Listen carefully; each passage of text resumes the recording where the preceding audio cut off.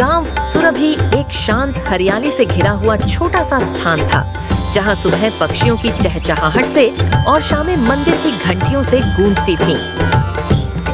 मिट्टी की खुशबू, तालाब का ठंडा जल और हवा में बसी सरसों के फूलों की महक सब मिलकर जैसे जीवन का एक सुर छेड़ देते थे।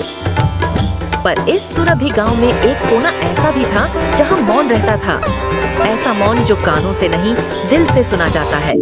उस कोने में रहती थी सिया। सिया लगभग 25 वर्ष की एक युवती थी, बड़ी बड़ी आंखें, पर उनमें हमेशा एक अनकहा दर्द। उसकी जिंदगी के पन्नों पर शब्द नहीं थे, बस खामोश रंग थे। वह बोल नहीं सकती थी, जन्म से ही उसके होठों ने आवाज का स्वाद नहीं चखा था।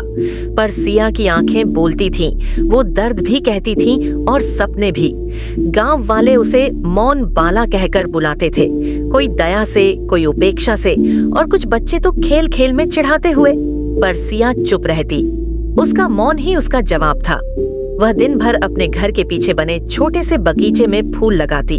गुलाब, गेंदा और बेला के फूलों से उसका संसार सजा था। यही उसकी शरण स्थली थी, जहां कोई शब्द नहीं थे, पर हर फूल उसके दिल की धड़कन सुनता था। सिया के पिता हरिहर दास गांव के पुराने स्कूल के अध्यापक थे। सिया की मां का देहांत तब हो गया था जब सिया केवल 5 साल की थी। उस दिन के बाद पिता का चेहरा भी जैसे सख्त हो गया। वे सिया से प्यार करते थे, पर उनके मन में एक चुभन थी। मेरी बेटी बोल नहीं सकती, वह अक्सर सोचते। कौन समझेगा इसे? कौन सुनेगा इसकी खामोशी? सिया यह सब अपने पिता की आंखों से पढ़ लेती थी। वह चाहती थी कि किसी दिन वह बोल पाए, ताकि पिता के माथे की झुर्रियां मुस्कान में बदल जाए। लेकिन ईश्वर ने उसे आवाज नहीं दी थी, बदले में एक और वरदान दिया था, रंगों को महसूस करने की शक्ति। जब हवा चलती तो वह उसकी चाल पहचान लेती, तेज है या शर्मीली। जब बारिश होती तो वह बूंदों की लय में संगीत सुनती। जब कोई बच्चा हंसता तो उसे उसमें अपनी माँ की झलक दिखती। एक दिन गांव में एक नई घटना हुई। शहर से एक युवक आया, नाम था आरव। वह गांव के स्कूल में आर्ट और पेंटिंग सिखाने आया था। उसका सपना था गांव के बच्चों में छिपे कलाकारों को जगाना। आरव जब पहली बार सिया से मिला तो वह उसे फूलों के बीच रंग मिलाते हुए देख रहा था। उसके हाथ में ब्रश नहीं था, पर वह मिट्टी और पानी से फूलों की पंखुड़ियों पर रंग बिखेर रही थी। आरव मुस्कुराया। तुम तो बिना ब्रश के ही कमाल करती हो। सिया ने चौंक कर देखा, फिर धीरे धीरे मुस्कुराई। उसने अपने कपड़े की ओढ़नी से मिट्टी पोंछी और इशारों में पूछा, आप कौन? आरव समझ गया कि वह बोल नहीं सकती। उसने हाथ जोड़कर कहा, मैं आरव हूँ, तुम्हारे स्कूल में बच्चों को चित्रकला सिखाने आया हूँ। सिया ने हल्का सिर हिलाया और फूलों की ओर इशारा किया, जैसे कह रही हो, यही मेरा स्कूल है। आरव ने उस दिन पहली बार महसूस किया कि मौन भी बोलता है। धीरे धीरे आरव और सिया के बीच एक अनकहा रिश्ता बनने लगा। वह रोज स्कूल से लौटते हुए सिया के बगीचे में रुकता, कभी उसके बनाए रंग देखता, कभी मिट्टी में उकेरे उसके डिजाइन। सिया उसके लिए फूलों की पंखुड़ियां तोड़कर रंग बनाती, लाल गुलाब से प्यार, पीले गेंदा से उम्मीद और सफेद बेला से शांति। आरव समझता गया, ये सिर्फ रंग नहीं है, उसकी आत्मा के स्वर हैं। सिया, क्या तुम चाहोगी कि मैं तुम्हें पेंटिंग सिखाऊं? सिया ने चौंक कर देखा, फिर मुस्कुरा दी। उसने सिर हिलाया, हाँ। उस दिन से आरव ने सिया को ब्रश पकड़ना सिखाया। पहली बार जब सिया ने सफेद कैनवास पर रंग डाले तो उसके हाथ कांप रहे थे, पर जैसे ही पहली लकीर बनी, उसके भीतर से कुछ टूटा, कुछ खुला। वह लकीर जैसे उसके मौन को तोड़ गई। उसने एक पेड़ बनाया जिसकी जड़ें मिट्टी में थीं, पर शाखाएं आसमान तक जा रही थीं। आरव ने देखा और कहा, यह तुम हो सिया, धरती की बेटी, जो अब आसमान को छूने जा रही है। सिया की आंखों से आंसू बह निकले। वह बोल नहीं सकती थी, पर उसकी आंखें कह रही थीं, हाँ, यही मैं हूँ। अब सिया हर दिन कुछ नया बनाती। कभी माँ की तस्वीर, कभी पिता की मुस्कान, कभी आरव का हंसता चेहरा। गांव के लोग उसके चित्र देखने आने लगे। जो लोग कभी उसे मौन बाला कहते थे, अब उसे रंगों की देवी कहने लगे। लेकिन सिया के लिए यह प्रसिद्धि नहीं थी, यह उसका अभिव्यक्ति का जन्म था। वह समझ चुकी थी, भगवान ने जब आवाज नहीं दी तब रंग दिए ताकि मैं फिर भी बोल सकूं। उसके चित्रों में ऐसी भावनाएं झलकती कि लोग देखते रह जाते। आरव ने सोचा, अगर इस गांव के बाहर लोग सिया के चित्र देखें तो दुनिया समझेगी कि मौन की भी एक भाषा होती है। एक शाम हरिहर दास ने पहली बार अपनी बेटी को चित्र बनाते देखा। दीवार पर एक पेंटिंग लगी थी। एक पिता अपनी बेटी को आशीर्वाद दे रहा है और पृष्ठभूमि में सूर्य उग रहा है। हरिहर की आंखें भर आईं। उन्होंने सिया के सिर पर हाथ रखा। तू बोल नहीं सकती, लेकिन तेरे चित्रों में आवाज है बेटी।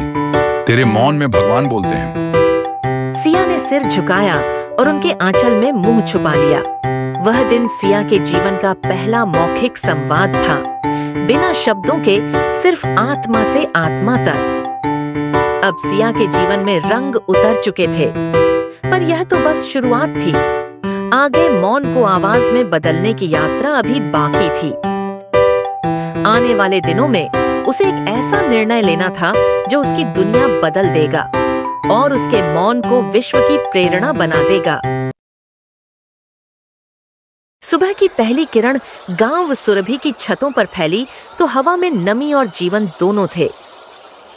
सिया के बगीचे में ओस की बूंदें चमक रही थीं, जैसे धरती ने रात भर उसके सपनों को संभाल कर रखा हो। वह हर दिन की तरह अपने पौधों से बात कर रही थी, बिना शब्दों के, पर गहरी आत्मीयता से। अब सिया पहले जैसी नहीं थी। उसके हाथों में ब्रश था, उसके मन में रंग थे और उसके मौन में संगीत। उसके दिन चित्रों में बीतते और रातें सपनों में। आरव ने सिया में जो परिवर्तन देखा था, उसने खुद को भी बदल दिया था। अब वह केवल शिक्षक नहीं रहा था, वह सिया का मौन का श्रोता बन गया था। एक दिन आरव स्कूल के बच्चों के साथ गांव के चौपाल में कला प्रदर्शनी लगाने की योजना लेकर आया। वह चाहता था कि हर बच्चा और सिया भी अपने रंगों से इस प्रदर्शनी को सजाए। सिया, इस बार तुम्हारे चित्र भी लगेंगे। लोग देखेंगे कि खामोशी भी बोल सकती है। सिया ने पहले सिर झुकाया, फिर हल्का सा मुस्कुराई। उसके दिल में डर था। लोग क्या सोचेंगे? क्या वे उसके मौन को समझ पाएंगे? जब भाव सच्चे हों, तो शब्दों की जरूरत नहीं होती। उस रात सिया देर तक जागी रही। उसने पहली बार अपने आप से पूछा, क्या मेरे मौन के रंग सच में किसी और तक पहुंच सकते हैं? धीरे धीरे उसने अपनी तूलिका उठाई। उसने एक चित्र बनाया, एक छोटी चिड़िया टूटी पंखों के साथ जो उड़ने की कोशिश कर रही थी। पृष्ठभूमि में नीला आकाश था और नीचे हरियाली फैली थी। वह चित्र उसके दिल की कहानी था, मौन की उड़ान। गांव में ऐसा आयोजन पहले कभी नहीं हुआ था। चौपाल रंगीन फूलों और दियों से सजा हुआ था। बच्चे उत्साहित थे, बुजुर्ग उत्सुक और औरतें अपने घरों से झांक झांक कर देख रही थीं। आरव ने हर चित्र को सलीके से टांगा। जब उसने सिया की पेंटिंग को सबसे आगे लगाया, लोग थम से गए। अरे ये तो वही मौन वाला का काम है ना? हाँ, पर इसमें तो जान है। ये चिड़िया तो जैसे जिंदा हो। लोगों की भीड़ बढ़ती गई। बच्चे ताली बजाने लगे। इसकी आंखों में उम्मीद है। देखो, पंख टूटे हैं, फिर भी उड़ने का हौसला है। आरव ने सिया की ओर देखा। उसकी आंखें नम थीं। उसने मुस्कुराते हुए हाथ जोड़े। धन्यवाद, उसके मौन ने कहा। उस पल सिया के भीतर कुछ खिल उठा। उसने महसूस किया कि लोग अब उसे मौन बाला नहीं, बल्कि प्रेरणा कह रहे थे। प्रदर्शनी के अगले दिन एक अजनबी व्यक्ति गांव आया। उसने सादा कुर्ता पहना था और उसके हाथ में एक डायरी थी। वह आरव से मिलने आया। मैं शहर के कला अकादमी से हूँ, राजेश खन्ना, आर्ट क्यूरेटर। मैंने आपकी प्रदर्शनी के बारे में सुना। क्या मैं सिया से मिल सकता हूँ? आरव ने सिया को बुलाया। राजेश ने उसके चित्र देखे और चुप रहा। कुछ देर तक केवल उसकी आंखें बोलती रहीं। फिर उसने कहा, इन चित्रों में आत्मा है। ऐसे रंग मैंने बहुत कम देखे हैं। क्या आप चाहें तो इन्हें शहर की प्रदर्शनी में दिखाया जाए? सिया ने आश्चर्य से देखा, फिर धीरे से सिर हिलाया। हाँ। तो तय रहा। 2 हफ्तों बाद शहर में रंगों की भाषा नाम से प्रदर्शनी होगी। तुम्हारे चित्र उसमें होंगे। सिया की आंखों में पहली बार विश्वास की चमक थी। वह नहीं जानती थी कि यह प्रस्ताव उसके जीवन की दिशा बदल देगा। पहली बार सिया गांव की सीमाओं से बाहर निकली। ट्रेन की खिड़की से बाहर झांकते हुए उसने खेतों को पीछे जाते देखा। उसे लगा जैसे उसका अतीत उससे विदा ले रहा हो और भविष्य उसे गले लगाने आ रहा हो। आरव उसके साथ था। वह हर मोड़ पर उसे आश्वासन देता। डरना मत सिया, शहर बड़ा है पर तेरे रंग उससे भी बड़े हैं। शहर पहुंचने पर जब सिया ने ऊंची ऊंची इमारतें देखीं, तो वह थोड़ी घबराई। पर जब उसने आर्ट गैलरी के भीतर अपने चित्रों को दीवारों पर देखा, तो उसकी आंखों से आंसू निकल आए। वह सोच भी नहीं सकती थी कि जो मौन उसने इतने सालों तक अपने भीतर छुपाया था, वही आज दीवारों पर बोल रहा है।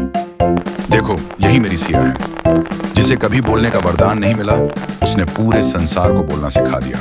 आज मेरी बेटी सच में जन्मी है।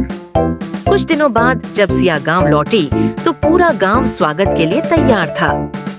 बच्चे फूल लिए खड़े थे और औरतें आरती कर रही थीं। बिटिया, तेरे मौन ने हम सबको सिखाया। बोलना जरूरी नहीं, महसूस करना जरूरी है। सिया ने नम आंखों से सबको देखा। उसके भीतर अब कोई डर नहीं था। उसने महसूस किया कि उसका मौन अब बोझ नहीं, बल्कि उसकी पहचान बन चुका है। आरव उसके पास आया और बोला, अब तो तेरी आवाज दूर दूर तक पहुंच चुकी है सिया। सिया मुस्कुराई। उसकी मुस्कान में उत्तर था, हाँ, अब मेरा मौन गूंज बन चुका है।